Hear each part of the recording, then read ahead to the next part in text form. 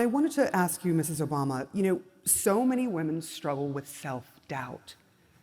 Do you? And if you do, how do you push past it? I talk about this all the time, especially with the young girls I meet, because they look at people like us in these positions and they think, well, you must have been born into that place, which is one of the reasons why when I meet with young girls, I don't care where in the world it is, I don't want them to know Michelle Obama, the former first lady. I want them to know Michelle Obama, that girl from the south side of Chicago. I want to break down that wall of impossibility to let them know that I am them and they are me. And yes, every other moment I feel self-doubt, because when you and society intentionally does that to women and girls. It starts at a very early age. We question our value, our worth. We question how we look, how we talk, where we're from. There are people with power who want us to stay small. They want us to stay doubtful.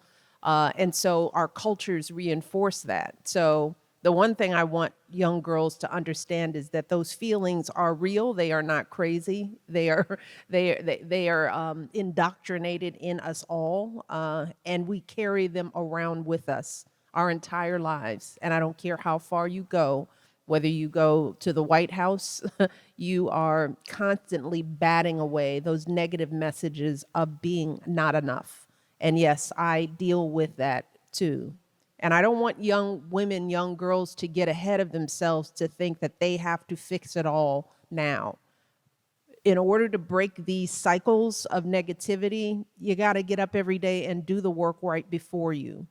That means getting your education when the opportunity presents itself, and then focusing on that, doing the work, doing your homework, getting to the next stage in life. Because if you take those small steps over time, you build up a lifetime of another story for yourself. No one can do that for you. You have to look over your life, and we as women sometimes feel like we have to have done everything right before we can take credit for the things that we have done.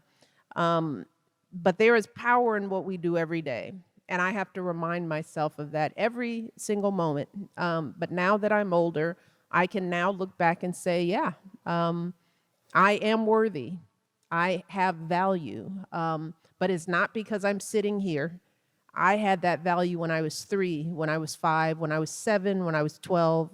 And for the young girls out there, you have it now. You just have to take the time to realize it and be patient with yourself as you do it, because the process takes a lifetime. Takes a lifetime. I am tripping right now that you just said that you deal with self-doubt all the time. Like, somehow that didn't seem to Right in the back, right back there. Me too. Right back there. I was like, don't trip, don't fall. The same things. Amal and I were like, what are you wearing? Is this color right? Will this be stupid? I'm really honored to be doing this work with you, and also, what are you wearing? So what do you do, Amal, when self-doubt attacks you? Because that's what it feels like, right? It kind of feels like an attack. I don't know. I mean, I think I get supercharged by the people I love and just having an amazing family and friendships, and now 2 kids who are kind of looking up at you, expecting you to have all the answers.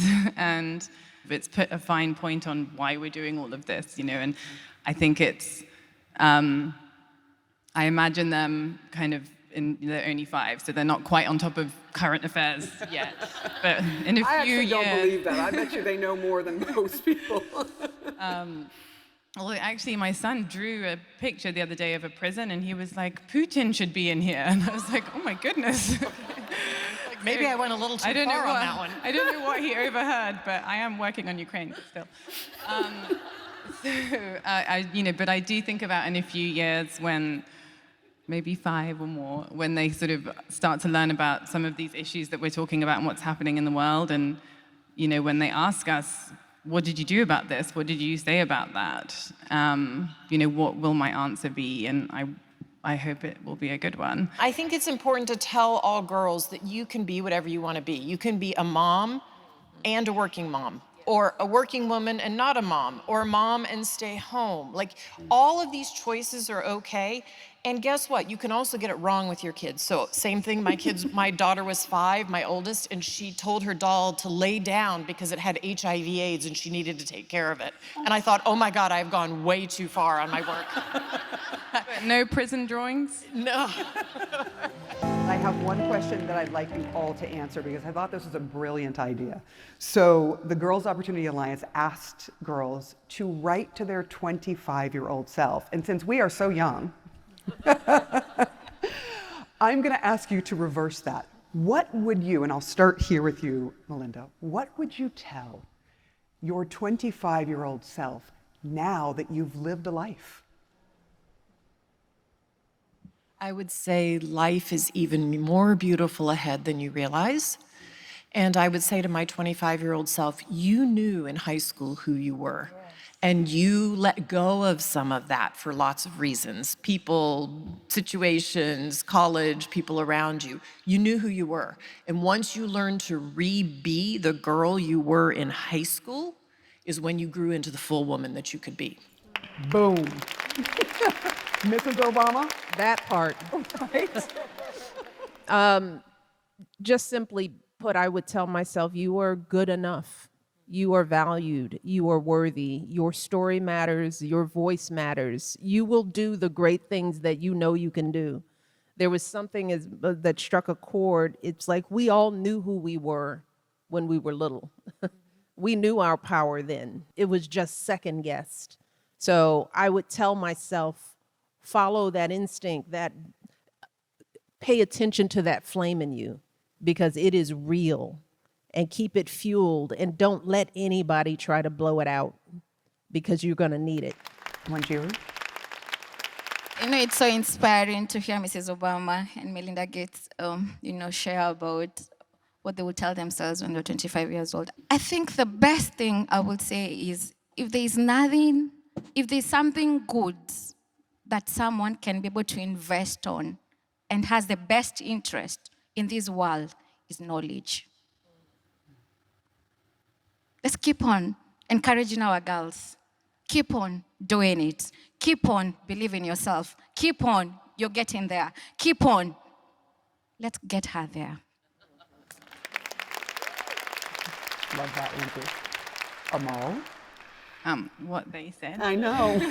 It's hard being last on this one. You know, I would say define failure as not trying, because actually going for things and falling flat on your face is fine. It's a learning experience. It makes you stronger. But if you don't try and if you don't actually follow your dreams or even admit what they are and go for it, it's something that will stay with you. So the idea is go for it, get there, and get others there. Because you do work all around the world, where in the world are you most concerned about what is happening to girls and women right now?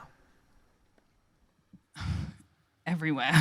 It's unfortunately, I mean, you know, at the moment I'm working on, with our foundation, gathering evidence of crimes being committed against women and girls, amongst others, in Ukraine. You know, I've spent 7 years working on cases where I represent women who were victims of enslavement and sexual violence committed by ISIS, so that's women from Syria and Iraq. We know 1 in 3 girls in the world has suffered sexual or gender-based violence. That's a huge number. And the problem is, it's going to keep happening if we don't have accountability. So at our foundation, we call what we do waging justice, because, you know, we cannot assume that justice is just going to happen.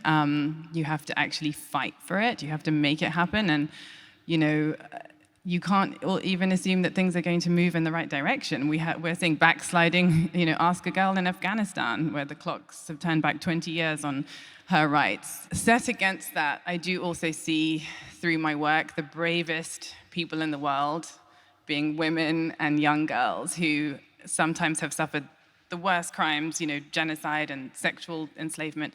And they are the ones fighting back, fighting for justice. And I have to say, you know, today watching on our screens what's happening in Iran with girls who've suffered, you know, the worst brutality, but a protest movement and, you know, being led by girls in school uniform who are facing off against a regime that is using force to torture and kill, and they're still determined, because if they're not the ones on the front lines, they can't rely on others for change. And I think that's incredible. And I think it also gives us perspective.